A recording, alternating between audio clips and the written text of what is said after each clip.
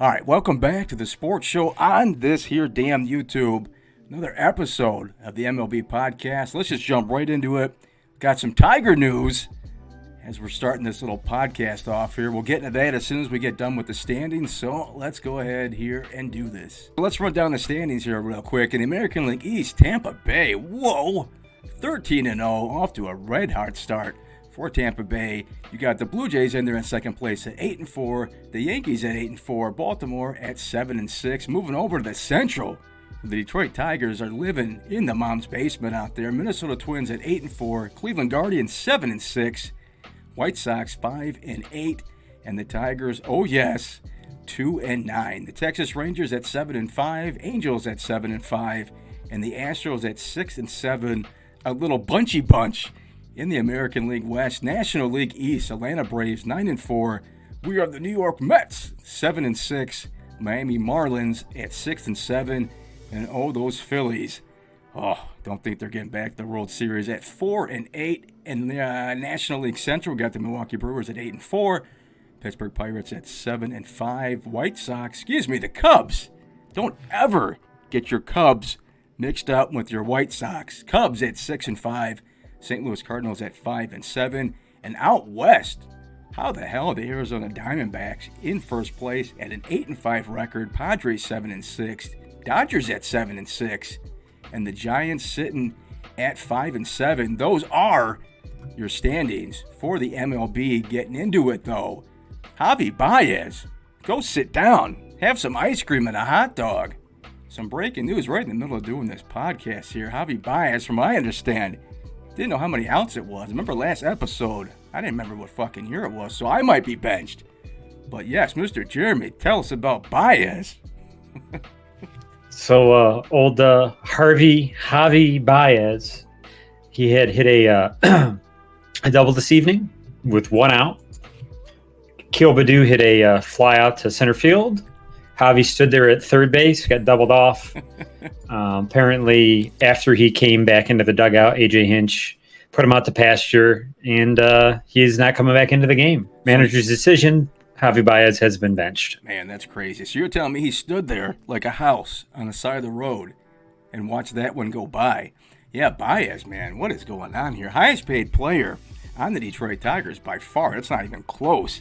You got to remember how many outs there are, man, especially when you got I don't want to say he's the team leader or the captain, but, he is your marquee player at this point for the Detroit Tigers. So, yeah, not good stuff there. Do you think they move him right away? Do you think he sits for a week if they're trying to shop him around? What's going to be happening here from this point?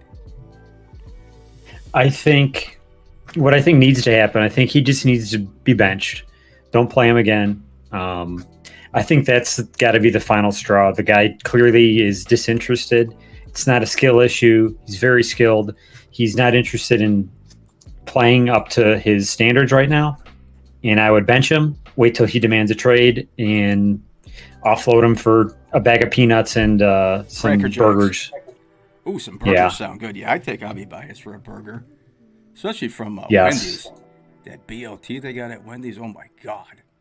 But yeah, man, Javier Baez, Detroit Tigers. It might be his last game we've seen out here. This might be like, remember when Patrick Waugh got pulled in Montreal and the Red Wings lit his ass up? I've got a great team for him. For Baez. Who's Baez going to? Toledo Mud Hens. So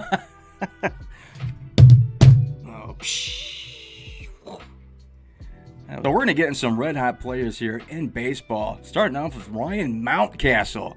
9 RBIs in one damn game. Are you kidding me? So far, Mountcastle, 6 home runs, 19 RBIs for Baltimore, but an impressive game out there. Adam Duvall, too. I don't know if you've seen Adam Duvall's numbers out there and with the Red Sox, but he's off to a blistering start, too. It doesn't really show for the win-loss record for the Red Sox, but Duvall's off to a great start, too, for Boston. Zach Gallen had a pretty good game last time out. 11 strikeouts through only 7 innings for the Arizona Diamondbacks. Probably has one of the best curveballs in baseball. Max Muncy of the Dodgers, 3 for 3, 2 home runs, 7 RBIs, a grand salami thrown in there, and a 3-run home run. Some pretty amazing games so far. I mean, you don't hear about people having 9 RBIs in one game or even 7. We've already got 2 of them. We're not even a month into this season so far. Baltimore has a scary good young lineup. Yeah, that is the scary part, too, of just how young they are. These guys are just now starting to grow up. You threw in Grayson Rodriguez, brought him in the rotation. They're really going to give the Yankees and the Tampa Bay Rays a hell of a run out there in the American League, especially at the trading deadline. Because with all 3 of these teams being competitive, they're going to be competing the hell out there and making the phone calls, trying to pick up some players. Speaking of the Rays, 13-0. Man, if this was the NFL, these guys would be the 72 Dolphins at this point. Pop them bottles, Tampa Bay. Tampa Bay, though, first in runs scored, first in team ERA. They have 4 players with 10 RBIs or more. I watched the game earlier today against the Red Sox. But, man, Tampa cannot be stopped out there. That's I think that's my surprise team of the year. Like, I thought they'd be good, but I didn't think they'd. I mean, that's bonkers. When's the last 13-0 start in baseball? You know, I think it was 87 or 82. Now that you say that, because that number's been thrown out there so much now with the streak that they're on. But pitching, defense, runs scored. I mean, they're doing it from every side of the plate that they can do it on. They got Lowe and Lau, which I'm getting mixed up because they're spelled the same way. Lowe, but don't say it the same way. Jeez, that was throwing me off earlier watching the game against the Red Sox. Josh Lowe and Brandon Lau. Or maybe it's the other way around. Brian Lau, Josh Lowe. Who the hell knows? It could be. Something like that. All right, and now let's move back over here to the Detroit Tigers, where we're going to look over. So far, we're only about 2 episodes into the podcast, but we got to see how we're doing on our predictions out here. So you had Austin Meadows finishing with 5 home runs. You said 0 at first because you were just being mean, but I really think you might be right here. As Austin Meadows is going to be riding the pine for a little bit, still having some off-the-field issues, as Akil Baddoo is filling in for Austin Meadows, but it's not going to make a difference either way. Not at all. And you had Baez. Finishing with 65 RBIs. I don't think that's going to happen either at this point. We're going to figure he's going to miss maybe a couple games. Going to be really interesting to see the post game at the end of this, if they're even going to let Baez be available to the media and let him come out there in front of a microphone and a camera and say what he's got to say. But that stare that AJ Hinch gave him, oh man, that's like he got like a D on his multiplication test or something in elementary school, the way he grilled him going back to the dugout. That was not cool, Mr. Baez. Not cool stuff at all. Torkelson we had at 20 home runs. He has 1 so far this year, so, that's working out great. Riley Green we had at 13 and 15 on the year. What does Green have? I don't think Green has any, does he? I think Green has 0 as well. Holy shit. How many runs did the Tigers score these last couple of games? Green has 1. He did hit 1. When the hell was it? It was the Houston series, wasn't it? What is going to happen with Baez now? I think that's going to come to a head eventually. I do. Yeah, they're going to have to make a pretty big decision here, as far as if they want to get something in return or if they just want to move him out of the way. Obviously, it'd be a lot easier just to trade him. If he has a wish list of teams, he can make it a pretty difficult situation. If there's some teams that he doesn't want to go to, as far as Baez picking, if he wants to go to a contender. But I don't think the value is going to be that high anyways to really put up a fight if you're the Detroit Tigers. Pretty much wherever he wants to go, I'd sign off on it. And it doesn't really matter what you get back because you have to at least get him out of the clubhouse, get him as far away from the team as I can at this point because it is not working. And we're only in year 2. Yep. Yeah, for that and year 2, that's fucking embarrassing, man.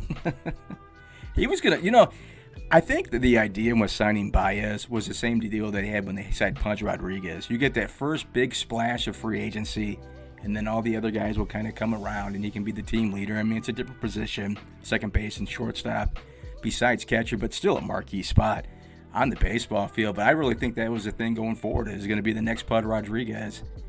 And then you kind of build their team around him, at least have him be that clubhouse leader. But that didn't quite work out that way, did it? I hope Hinch today, after this game, has his Jim Leyland moment where he just picks up a chair and smashes it into Javi Baez. Steel chair into Javi Baez. Fuck out, I'll with the steel chair. Oh man, if Javi Baez and Hinch have like a Hell in the Cell match or like a locker room brawl back there, you imagine that shit? I think Hinch would kick his ass. Actually, that would sell more tickets than any game that the Tigers have on the schedule would. You gotta come up with like a fancy pay-per-view for that. Hinge versus Baez steel cage match. Just have it in Ford Field because it's a nicer stadium. Oh yeah, they had WrestleMania. That shit, SummerSlam's coming to Ford Field. Well, fuck yeah. All right. That would be cool shit though if they had some kind of WWE match between the two of them. Did you see the Lions had brought in C.J. Stroud though yesterday? Oh, I don't want them to go quarterback, but if they do, C.J. Stroud would be the one I would take. The only reason why I don't want them to go quarterback, I think you're competitive right now. And grabbing another quarterback is something 2 or 3 years down the line because he's not going to take Goff's job. So if you're competitive, why not just go all out and grab a position that you need? Because, Stroud isn't going to have any impact for another 2 or 3 years when you already got Jared Goff. So grab like a linebacker, an offensive lineman, a corner, a position that you need, and you can move forward. And then when you get bad, go grab your quarterback. And I'm not the biggest Goff fan, but, hey, you can at least roll him out there and win some games with him. That's why I don't want them to go quarterback. But Stroud would be a cool pick if they can maybe trade down, but I don't think he's going to be there at 10. The rumor is now that the Lions want to move up to 3 to Arizona, right? Yeah, I had seen that. I think if they trade up, man, I hope they don't trade up for a quarterback. But I think if they trade up, they're probably looking for Will Anderson. That'd be my guess. Yeah, I think they're smart enough not to trade up to go, for a quarterback. A position that is not necessary, and you're just not going to get anything out of it for another 3 years. And you're already giving up draft capital to move up to do it when you need those picks, man. Because if they do grab Will Anderson or Joey Porter, those guys are going to contribute right off the bat. So, how weird is it, though, that the Detroit Lions, I just can't wrap my head around this, but how is it that the Detroit Lions are everybody's favorite to win? I know why, because they're good, and they probably will, but as a Lions fan, it just seems like you're in a bizarro world where they're just good, they're making good decisions, and everybody's like, yeah, guarantee they're going to win the NFC North. This doesn't seem real. No, it's a bizarro world with them being favorite. And on July 30th, 2021, Javi Baez was traded to the New York Mets. So, yeah. The last time he was benched, he was traded. So there's precedent. He's got a track record of doing that shit. All right, and it was for the same fucking thing. Was it really? It sure was. I just saw this article pop up from Cody Stavenhagen, one of the beat writers. AJ Hinch benched Javi Baez after he forgot how many outs there were. David Ross did the same thing in 2021. Oh, no. You think he did it on purpose?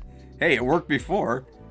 All right, there it is. Another great, wonderful damn podcast here on the Sports Show. I think we're going to win some awards at the end of the year. So I'm going to have a trophy shelf set up right over here when we win our awards on this shit, because it's just that wonderful. Well, if you made it this far, thanks for watching. I don't know how you made it through. Don't forget to like, subscribe. See ya.